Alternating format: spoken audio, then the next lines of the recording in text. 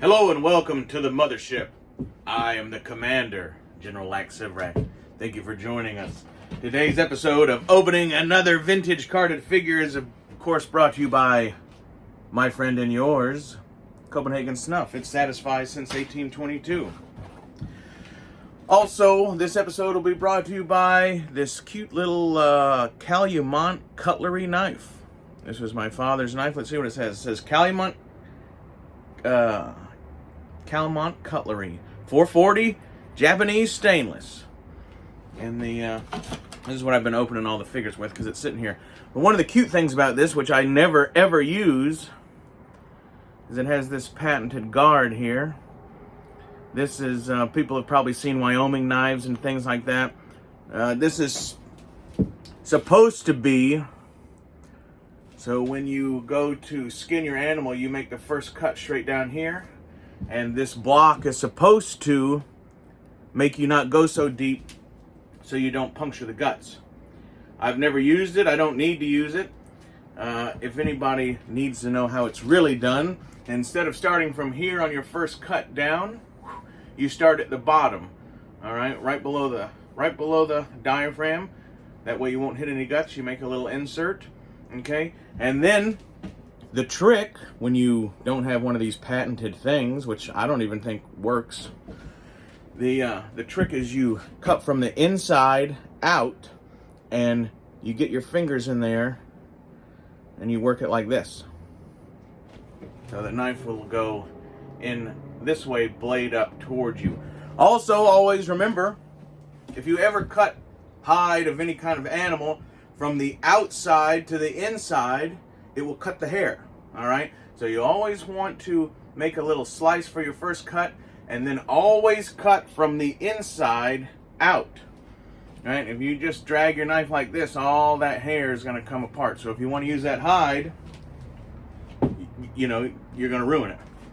So always remember, this way, and then you can work it up. And then when you want to come back down, you'll do it in this fashion here. You can still put your hand in front of the point so you don't dig into the guts, and you cut that way. Always cut the skin from the inside to the outside. That way you'll save your hair on your hide. Thank you! Now, of course, the vintage figure that we will be opening today is another figure in the Dick Tracy line. Found this at my local shop for $20. Thought it was, I actually traded something for it, but talked him down from 25 to 20 on a trade, so I wasn't going to argue too much more. But yeah, so this is the character Shoulders calling Dick Tracy. Dick Tracy, Shoulders is beating up a construction crew.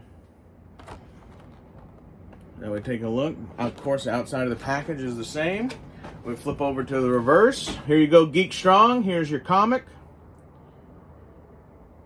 Right there. And here's the bio of the character. You want to check that out? Apparently his name is Frank Foley. But his moniker is Shoulders. And everything else on the back of the package is as you have seen. So before we open this real quick, I'm going to run through, because it's kind of the thing here, right? So I had to learn about this actor. This guy's name is Stig Eldred. He was born in 1952 in Sweden. He is I believe now a joint Australian-New Zealand nationalist. That's what it says on some of his bios. His career started, at least as far as we can tell, in 1989 with a Brotherhood of the Rose. I'm going to name some shit here because I've not heard or seen like 90% of the shit this guy's in, but I'm going to go through it anyway. So in 1989, he was in a Brotherhood of the Rose. He was also in The Pedestrian as a voice and the Ray Bradbury Theater as a voice. Of course, we know him from the 1990 film Dick Tracy. In 92, he was in Rainbow Warrior. 93, White Fang. 94, he was Hercules in the show the movie. Hercules in the Underworld. 94 also, High Tide. In 96, he was in Return to Treasure Island playing Long John Silver. I vaguely remember that. I believe that was a made-for-TV movie, I think. But, of course, all those made-for-TV movies, you could go to Blockbuster, or if you're from the North, Box Office Video. Shout out to Super Awesome Geek John. Super Awesome Geek Show John, as he has spent some time in the North Country, so maybe he knows what a box office is. He's the only person in the community that knows what Value Village is, that I'm aware of, so he might know what Box Office Video is. Who knows? He was also in an episode of Xena Warrior Princess, 1998. From 95 to 98, he was multiple characters in multiple episodes. In Hercules, The Legend Continues. He was also in the 1999 Young Hercules, 2000, Ready to Run, 2001, The Other Side of Heaven, 2003, Revelations. I have not heard of, like Hercules, Xena, Dick Tracy, and White Fang's all I got so far. Oh, and that Long John Silver. So, leave in the comments if you've seen some of these TV shows or movies that he was in. 2004, he made an appearance in the episode of Blue Officer of CSI New York. He was the Army Commander in the 2005 King Kong. And then shout out to the Peaky Arrow. I thought of you when I read this, and Peaky, you probably already know this, but this actor played Professor Cerebros and Craw. Now, I don't know if the professor has an alter ego or if that's two different characters. I'm a little old for Power Rangers. I never watched any of it. Even the original TV show, I didn't watch it. I don't know. But he was also Master Rilla in the 2008 Power Ranger Jungle Fury. I felt like the Junk Man right there. Of course, I'm way better looking and way smarter. So, what are you going to do? I don't know. I don't know what you're going to do. I know what I'm going to do. He was also the narrator of Power Rangers Samurai and Super Samurai, Megaforce and Super Megaforce, and also Power Rangers Dino Charge and Dino Supercharged. He was also in a film called Western Religion in 2015, which I thought, just by looking at I said, well, I might check that out. Who knows? He was also in a movie, 2015, called Ghost Shark 2, The Urban Jaws, which I'll probably skip that one. Also in the 2017 film The Stolen, which I think is also a Western, just judging by the picture on the interwebs. So that's just a quick rundown of Stig Eldred, Eldred. If anybody wants to, you can see my fancy handwriting there, Stig Eldred. Does anybody else make their E's like that, or is it just me and my grandfather? I don't know. That's how I do it. But let's get into this pig. We'll do a figure review. There's definitely some sort of schmutz on the inside. Almost like there's even a schmutz. You can even see there's like some fuzz or something in there. The bubble seems to be intact, and it doesn't look to have ever been taped back. But it might have been glued or something. Look, there's a rip on the card in the paper underneath the bubble. So maybe this caught quite a bit of air at one point and then it was fixed. I don't know. So, fairly cool figure. This was about the only one at my local place that they had an Itchy that I really would have liked, but I think you could see a big gap where the head met the body, big black line, and so I passed on that one. So let's check this guy out. He is armed with a Thompson and a spiked baseball bat of some kind, and pretty cool. Different type or different mold of a Thompson than we saw on Pruneface. So that's kind of interesting. It looks like from the back, Pruneface and Flat Top have the same mold Tommy gun, but then Itchy and Shoulders has a different a different mold of a Thompson. This is definitely a much more realistic looking Thompson on this. Let's get in here. Get around here with this, what's it called?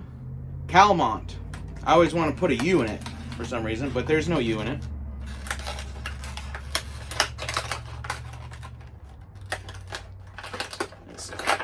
Alright. So let's dig it. Shout out to Only One Kenobi. Oh. Oh. Oh, that's definitely poisonous Chinese shit right there. That's awful smelling. We'll pull out the figure real quick. There's some rub on him. There's like some fuzz. There's a real bad... Look at this. I don't know if the camera will see it, but right here on his lapel, you can see some pretty good scratches. And they're actually like... You can feel them in there. That's very strange. No rub marks on here, so I don't know. Is my local store pulling some shit? I really don't know. Also, shout out to Only One Kenobi. This motherfucker has been hanging on a peg in the store for however many times, and it's still got the punch. That's neat, huh? So let's check him out. Classic 5 points of articulation. Oh no, 5, 6. Oh shit.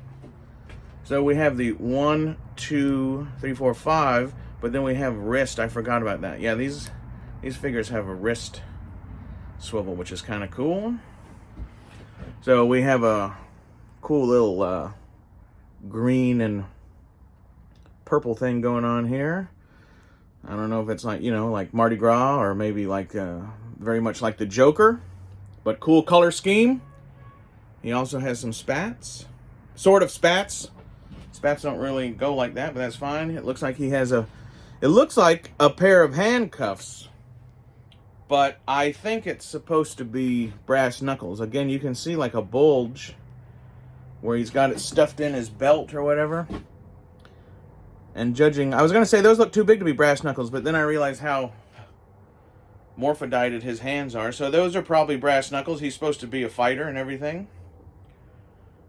But yeah, so we'll give you a quick look at shoulders, played by Stig Eldred.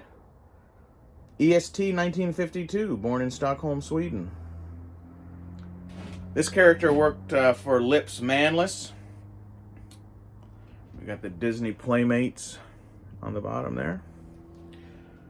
So pretty cool, pretty cool. Let's get out his things here. Of course, he has the extremely long and pretty much useless belt here. Let's see if we can't just get that on like that. We'll leave this one around his waist. It doesn't, you can see how big it is, but, and I can see why they, like we talked about the last time, you can see why they left all those belts off in the pictures, because they're too big and they take up so much of the fairly nice paint job. And then here we have his spiked club, spiked baseball bat. I don't know, does it say spiked baseball bat or spiked club? Because it said weapon, spiked bat. Okay. I for some reason thought it might have said club, but it definitely is a baseball bat, is it not? And then we have this Thompson here. Notice that it has, it does not have that part that Pruneface had. This is a much more realistic 1927 Thompson. Right here. This is the civilian model with the foregrip and the drum magazine. The military version had a straight wooden forearm like most rifles, and the military, I think, maybe not always, but they used stick magazines. So let's put these in his hand here. All these figures seem to have a trigger finger or a hand that looks like they're for the gun, because they have a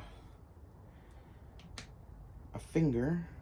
We'll compare all these figures together, but this figure And certainly a lot of the hands and stuff are identical, you know, just completely identical.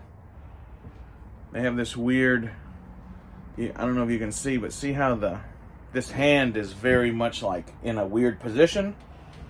And I'm positive Dick Tracy's figure is like that. His hand is his wrist is molded in kind of an odd,